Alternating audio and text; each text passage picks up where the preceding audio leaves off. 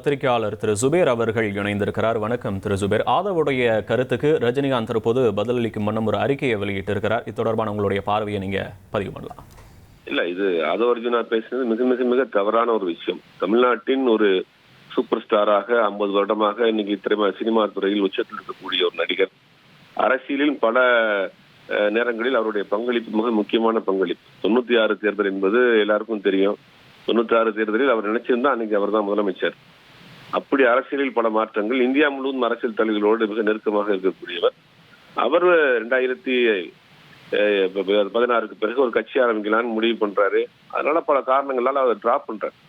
ஆனா பொது வழியில அவரை இந்த மாதிரியான விமர்சனம் அப்படிங்கிறது அவரை சிறுமைப்படுத்துற மாதிரியான விமர்சனங்கிறது தவறான ஒரு விஷயம் தான். அதுக்கு கண்டிப்பாக எல்லா கட்சிகளையும் கட்சி சார்ந்து இன்னைக்கு கடுமையான கண்டனங்களை தெரிவிச்சுட்டு இருக்காங்க. அதுக்கு ரஜினிகாந்த் அவர்களும் இன்னைக்கு ரியாக்ட் பண்ணிருக்காரு. ஏற்கனவே அவருக்கும் இந்த மாதிரியான விஜய் ரசிகர்கள் ரஜினி ரசிகர்கள்ன்ற மாதிரியான ஒரு பிரச்சனை போயிட்டு இருந்த நேரத்துல இவர் அதை ட்ரிகர் பண்ற மாதிரியான பேச்சு அழகு இல்லை. என்னன்னா, ஒரு அரசியல் கட்சி ஆரம்பிச்சதுக்கு பிறகு அரவணைத்து போறதுதான் அழகு. அந்த இடத்துல நாம் நம்மளுடைய அறியாமையால் பேசுறதா இல்ல அகம்பாவத்துல பேசுறதாங்கிறது தெரியல. அவர் எப்படி பேசினாருங்கிறது தெரியல. ஆனா இதுல என்னன்னா பாத்தீங்கன்னா, நீங்க அனைத்து கட்சிகளும் கடுமையா தன்னுடைய கண்டனத்தை பதிவு பண்ணிருக்காங்க. ரஜினிகாந்த் இன்னைக்கு பேசியிருக்கிறாரு. அவர்கள் தரப்புல இது வரைக்கும் ஒரு மன்னிப்போ ஒரு மறுப்போ ஒரு விளக்கமோ எதுவும் கொடுக்கல. இதுதான் அந்த விஜயோடைய அந்த கூட இருக்க ஆட்களும் சரி, அவர்களை சுத்தி நடக்கிற எந்த சம்பவத்துக்குமே அவங்க ஒரு முறையான விளக்கம் கொடுக்கறது இல்லை. ஒரு மன்னிப்புன்னு ஒரு வார்த்தை சொல்லியிருக்கலாம், மன்னிப்பு தவறாக பேசிட்ட வார்த்தை தவறி வந்துருச்சு அப்படின்னு சொல்லியிருக்கலாம். இது வரைக்கும் அவங்க தரப்புல இருந்து எதுவுமே கிடையாது. இது இந்த சம்பவத்துக்கு மட்டும் கிடையாது, எல்லாத்துக்குமே தன்னை பற்றி வரக்கூடிய விமர்சனங்களுக்கு பதிலே சொல்றது கிடையாது. இது சினிமா நடிகராக இருந்தா கடந்து போயிடலாம். ஒரு அரசியல் கட்சியாக பொதுத்தளத்துக்கு வந்ததுக்கு பிறகு எதுக்குமே நாங்க பதில் சொல்ல மாட்டோம், எதுக்குமே நாங்க விமர்சனம் பண்ண மாட்டோம் அப்படின்னு இருக்கிறது இதுதான் அவர்கள் ஒன்றும் அரசியல்வாதிகளே இல்லைங்கிற மாதிரி தான் காட்டுது.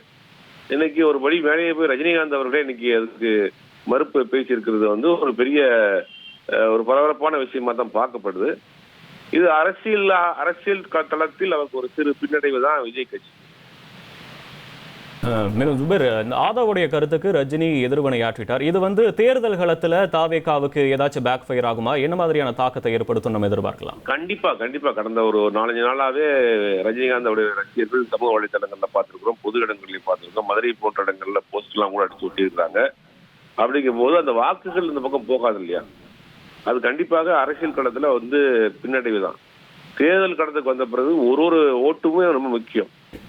இப்ப ரஜினிகாந்த் அவருங்கிற ஒரு நடிகருக்கு கிட்டத்தட்ட ஒரு 50 வருடமா தமிழ் சினிமாவில் இருக்காரு. அவருக்கு ஒரு ரசிகர் கூட்டம் இருக்கு. அந்த ரசிகர்கள் எப்படி அவர்களுக்கு வாக்களிப்பாங்க? அது கண்டிப்பாக ஒரு பின்னடைவு தான். மேலும் சுபேர், ஆதவ் பேசி கிட்டத்தட்ட ஒரு வாரம் கிட்ட ஆயிருச்சு. பல்வேறு அரசியல் கட்சி தலைவர்களாம் கூட அவருடைய கருத்துக்கு கண்டனம் தெரிவிச்சுட்டாங்க. ஒரு வாரம் கழிச்சு இப்ப ரஜினி எதிர்வினையாற்றார். இதை நம்ம எப்படி எடுத்துக்கலாம்? இல்ல, அவர்கள் தரப்பிலிருந்து எதுவும் வரலையே. மறுப்போ விளக்கமோ மன்னிப்போ கேட்கலையே. கேட்டுதான் இந்த பிரச்சனைக்கு முற்றுப்புள்ளி வச்சிருப்பாங்க. இன்னைக்கு பாத்தீங்கன்னா பாஜக தரப்புல இருந்து பேசுறாங்க, அதிமுக தரப்புல இருந்து பேசுறாங்க, எல்லா தரப்புல இருந்து கட்சிகள் சார்ந்து கூட அதுக்கு கண்டனங்கள் தெரிவிக்கிறாங்க.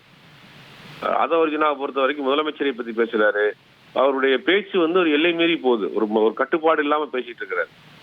ரஜினிகாந்தை பொறுத்த வரைக்கும் ஒரு பேசாம கடந்து போயிருக்கலாம். ஆனா இதை அவர் தரப்புல இருந்து ஒரு விளக்க ஒரு கடிதமோ வீடியோவோ கொடுத்திருந்தா இந்த பிரச்சனை முற்றுப்புள்ளி வச்சிருப்பாங்க. அமைதியாக இருக்கிற பொழுது அவரே பேச வேண்டிய கட்டாயத்தில் தள்ளப்படுறாருல. நம்ம அப்படித்தான் இதை பார்த்துக்கணும். ரெண்டாவது, அரசியல் ரீதியாக இது கண்டிப்பாக ஒரு பின்னடைவை கொடுக்கக்கூடிய விஷயம்தான். விஜய் இதெல்லாம் பாக்குறாரா? இந்த விஷயத்துல ரியாக்ட் பண்றாரா?